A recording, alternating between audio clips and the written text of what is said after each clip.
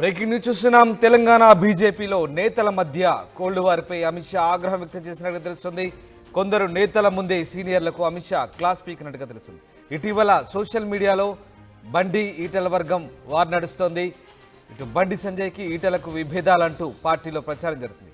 ఈ నేపథ్యంలోనే సీనియర్లకు అమిత్ షా వార్నింగ్ ఇచ్చారు. పార్టీకి వ్యతిరేకంగా మాట్లాడొద్దంటూ లీకులు ఇవ్వొద్దంటూ అమిత్ షా హెచ్చరించినట్టుగా తెలుస్తోంది. హైదరాబాద్ నోవాటెల్లో బీజేపీ ముఖ్య నేతలతో అమిత్ షా భేటీ అయ్యారు. సిట్టింగ్ ఎంపీలు అదే స్థానంలో పోటీ చేసేందుకు అమిత్ షా ఓకే చెప్పినట్టుగా తెలుస్తుంది.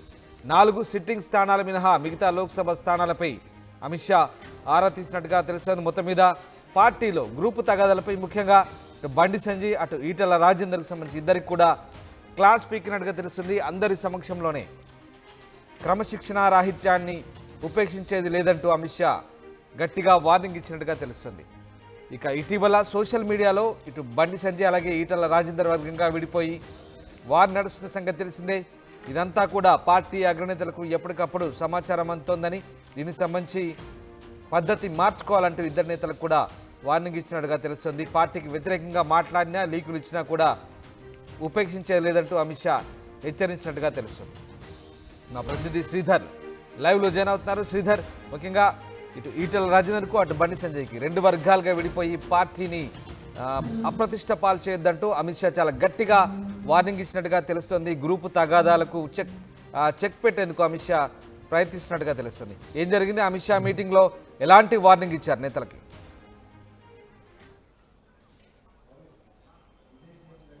రామ్, అటు ఈరోజు అమిత్ షా సమక్షంలో జరిగినటువంటి బీజేపీ కోర్ కమిటీ మీటింగ్లో అటు ఒకవైపు ఈటెల రాజేందర్, మరోవైపు అటు బండి సంజయ్కి కూడా అమిత్ షా క్లాస్ పీకినట్టు సమాచారం. ఎందుకంటే ఒకవైపు ఇద్దరు నేతల మధ్య కూడా జరుగుతున్నటువంటి కోల్డ్ వార్ ఏదైతే ఉందో రెండు వర్గాల మధ్య కూడా ఒకవైపు కూడా సోషల్ మీడియా వేదిక కూడా ఒకవైపు కూడా ఒకరిపై ఒకరు కూడా వ్యతిరేకంగా పోస్టులు పెట్టడం, అలాగే చాలాగా ఇద్దరు నేతలు కూడా అంటి ముట్టనట్టు ఉండడం, ఇటువంటి కార్యక్రమాలన్నీ కూడా వీరిద్దరిది కూడా అమిత్ షా దృష్టికి కూడా వెళ్ళినట్టు సమాచారం. దీనికి సంబంధించి ఇద్దరు ఒకే జిల్లాకు చెందినటువంటి నేతలు కాబట్టి ఒకవైపు అమిత్ షా ఇద్దరు నేతలకు మొట్టికాయలు అయితే వేసినట్టు సమాచారం. ఎందుకంటే పార్టీకి సంబంధించి కూడా ఒకవైపు పార్టీ కింది స్థాయిలో క్యాడర్ కష్టపడుతుంటే మీ రాజకీయాల కోసం పార్టీని వాడొద్దు, మీ వేషాజాలన్నీ కూడా మీకు ఉన్నటువంటి వర్గ విభేదాలు ఏవైతే ఉన్నాయో వాటన్నిటిని కూడా పక్కన పెట్టి పార్టీకి కూడా పనిచేయాలంటూ కూడా ఒకవైపు అమిత్ షా హెచ్చరించడమే కాకుండా ఇటువంటి పనుల వల్లనే కూడా అసలు అసెంబ్లీ ఎన్నికల్లో అనుకున్నటువంటి ఫలితాలు ఏవైతే ఉన్నాయో అనుకున్న ఫలితాలు కూడా సాధించలేకపోయాం. కాబట్టి దీనికి సంబంధించి పార్లమెంట్ ఎన్నికల్లో ఎట్టి పరిస్థితుల్లో ఇది రిపీట్ అవ్వద్దా అని చెప్పి కూడా ఇద్దరు నేతలకైతే ఒకవైపు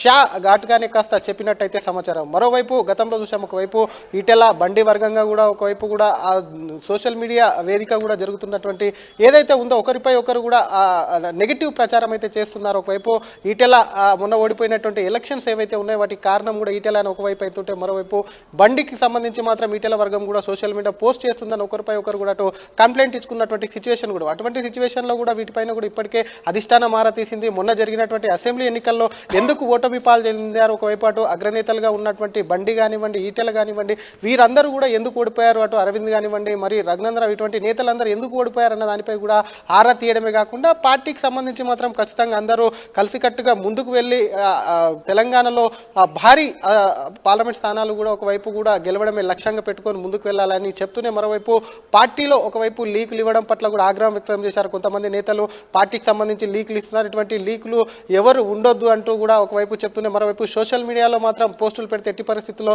సహించబోం అని చెప్పడమే కాకుండా, మరోవైపు ఈరోజు ఇక్కడ హైదరాబాద్ ఇటు రాష్ట్ర స్థాయి సమావేశంకి వచ్చినటువంటి అమిత్ షా ఈ సమావేశంలో ముఖ్యంగా కూడా ఒకవైపు కూడా మండల స్థాయి ఆ పై నేతలు అందరూ కూడా దీనికి అటెండ్ అవుతున్నారు. దీనికి సంబంధించి పార్లమెంట్ ఎన్నికలు ముఖ్యంగా కూడా పార్లమెంట్ ఎన్నికలకు సంబంధించి కూడా నేతలకు అందరికీ దిశానిర్దేశం చేయన్నారు. మరికాల సేపట్లోనట్టు కొంగరకాలంలో కూడా ఓ ప్రైవేట్ ఫంక్షన్లో జరుగుతున్నటువంటి ఈ కార్యక్రమాన్ని కూడా తొందరలో ఇప్పుడు కొద్దిసేపట్లో ఇక్కడ అవుతారు. దీనికి ముందు అటు శంషాబాద్ ఎయిర్పోర్ట్ చేరుకున్నటువంటి అమిత్ షా నేరుగా అటు నా హోటల్కి వెళ్ళారు. అక్కడ నుంచి హోటల్కి వెళ్ళినటువంటి అమిత్ షా అక్కడ ముఖ్య నేతలతో కూడా ఈ సమావేశంలో కూడా బండి ఈటెలకు కూడా ఒకవైపు కూడా హెచ్చరికలు అయితే జారీ చేసినట్లు అయితే సమాచారం. మరోపక్క కార్యకర్తలకు సంబంధించి మాత్రం ఒకవైపు కష్టపడుతున్నారు. కార్యకర్తల నుంచి కూడా ఒకవైపు ఇప్పటికే అటు బీజేపీకి అనుబంధ సంఘాలు ఉన్న ఆర్ఎస్ఎస్ కానివ్వండి, విహెచ్పి కానీ ఇటువంటి సంఘాలన్నింటినీ గురించి కూడా మొన్న జరిగినటువంటి అసెంబ్లీ ఎన్నికలకు సంబంధించిన రిపోర్ట్ తెప్పించుకున్నారు. కాబట్టి మిగతా నేతలకు సైతం కూడా ఎటువంటి భేషజాలకు వెళ్లకుండా కూడా కలిసికట్టుగా ముందుకు వెళ్ళాలని చెప్తూనే అక్కడ నుంచి నేరుగా నవోటల్ నుంచి కూడా భాగ్యలక్ష్మి టెంపుల్ కానీ అక్కడ నుంచి మరికల్ సిద్దిపేటలో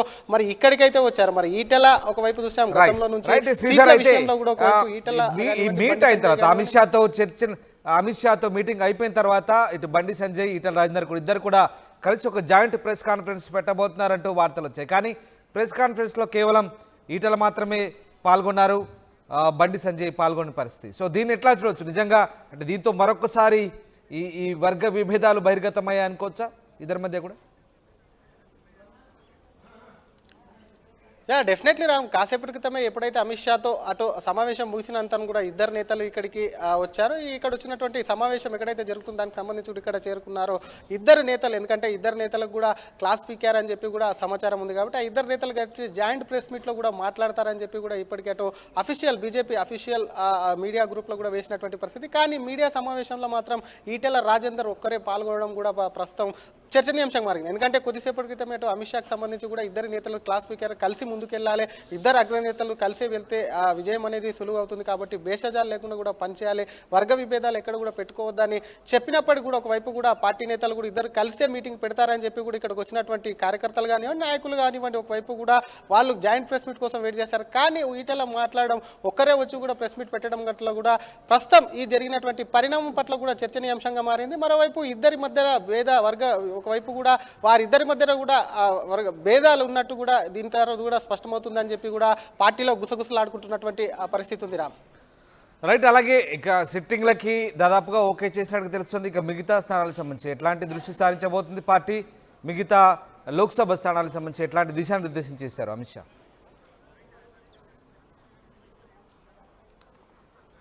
సిట్టింగ్లకు సంబంధించి ఇప్పటికే నేతలకైతే ఒక క్లారిటీ ఇచ్చారు. గతంలో ఇటు బీజేపీ సిట్టింగ్ స్థానాలు 4 ఉన్నాయి, అక్కడ నుంచి వారే బలమైనటువంటి వ్యక్తులు కాబట్టి ఈసారి మళ్ళీ తిరిగి సిట్టింగ్లకే ఇస్తాము. మరి మిగతా 13 స్థానాలు ఏవైతే ఉన్నాయో మొత్తం తెలంగాణలో ఉన్నటువంటి 17 స్థానాల్లో మిగతా 13 స్థానాల్లో కూడా ఫోకస్ పెట్టి కూడా నేతలకు ఏ విధంగా ముందుకు వెళ్లాలన్న దానిపై మరికొద్ది క్షణాల్లోనే ఇక్కడ ఉన్నటువంటి సమావేశానికి చేరుకున్న అక్కడ అమిత్ షా కూడా ప్రసంగించారు. ఈ సమావేశంలో ఇప్పటికి ఒకవైపు కూడా ప్రస్తుతం ఆ రాజకీయ తీర్మానాన్ని అటు డీకేఆర్ను కూడా ప్రవేశపెట్టారు. దీనికి సంబంధించి కూడా అక్కడ ఉన్నటువంటి నేతలందరూ కూడా దీన్ని ఆమోదించినటువంటి ఆ సిచ్యువేషన్ ఉంది కాబట్టి అమిత్ షా కొద్ది క్షణాలను ఇక్కడ చేరుకొని 4 స్థానాలే కాకుండా మిగతా 13 స్థానాలను ఏ విధంగా మోడీ చరిస్మా ఉపయోగించుకోవడం కానివ్వండి, అటు కేంద్ర ప్రభుత్వ పథకాలు ఏవైతే ఉన్నాయో వాటన్నిటిని కూడా ఒకవైపు కూడా జనాల్లోకి తీసుకోవాలి, 90 డేస్ యాక్షన్ ప్లాన్ కూడా మొదలెట్టి ఎటువంటి కార్యాచరణతో ముందుకు వెళ్లాలన్న దానిపై కూడా అటు బీజేపీ లక్ష్యం ఒకవైపు కూడా 10 నుంచి 12 సీట్లు గెలవడమే ఒకవైపు నేతలు చెప్తున్నటువంటి పరిస్థితి. కానీ ఇంకా ఎక్కువ సీట్లు గెలవాలి, అటు కాంగ్రెస్ కానివ్వండి, బీఆర్ఎస్కు కానివ్వండి, జీరో అంటే పూర్తిగా కూడా సీట్లు ఏమాత్రం కూడా ఇవ్వకుండా పూర్తి స్థాయిలో బీజేపీకి మంచి మెజార్టీ ఇవ్వాలి. ఎందుకంటే చూసాం ఒకవైపు ప్రభుత్వాన్ని ఏర్పాటు చేసుకుందామనే దిశగా గత అసెంబ్లీ ఎన్నికల్లో బీజేపీ భారీగానే తెలంగాణలో ఓప్స్ పెట్టుకుంది కాబట్టి అక్కడ దెబ్బతిన్నటువంటి బీజేపీ కాస్త ముందుగానే కూడా జాగ్రత్త పడి రోజు సమావేశం ఏర్పాటు చేసి మరి మిగతా స్థానాల్లో ఏ విధంగా గెలవాలన్న దానిపై కూడా పార్టీ నేతలకైతే కూడా ఒక దిశానిర్దేశం అయితే చేయనున్నారు Ram. Thanks for the update Sridhar. ఇది మొత్తం మీద అమిత్ షా పార్టీలో క్రమశిక్షణ రాహిత్యాన్ని ఎట్టి పరిస్థితుల్లో ఉపేక్షించబోమంటున్నారు. ఇద్దరు సీనియర్ నేతలు బండి సంజయ్, ఈటల రాజేందర్ ఇద్దరికి కూడా క్లాస్ పీకినట్టుగా తెలుస్తుంది. పార్టీకి వ్యతిరేకంగా మాట్లాడొద్దు, లీకులు కూడా ఇవ్వద్దంటూ వార్నింగ్ ఇచ్చినట్టు తెలుస్తుంది. నోవాటెల్లో బీజేపీ ముఖ్య నేతలతో అమిత్ షా భేటీ అయ్యారు. ఈ నేపథ్యంలోని సీనియర్లకు అమిత్ షా గట్టి వార్నింగ్ ఇచ్చినట్టుగా తెలుస్తుంది.